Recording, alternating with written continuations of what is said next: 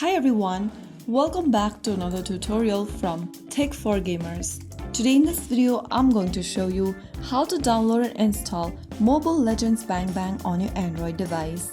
Whether you are using a mobile device or a tablet, this process will guide you through the correct step and download the official Mobile Legends Bang Bang application.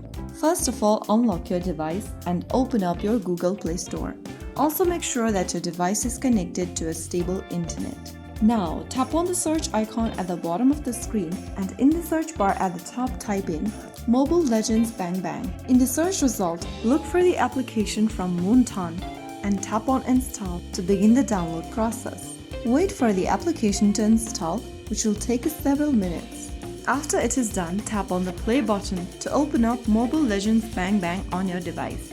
When you first open the game, it'll download additional game resources and then you have successfully downloaded Mobile Legends Bang Bang on your device. You can now start playing, customize settings, and explore your favorite heroes. If you found the video helpful, don't forget to like, share, and subscribe to our channel. I will see you again in the next episode. Thank you for watching.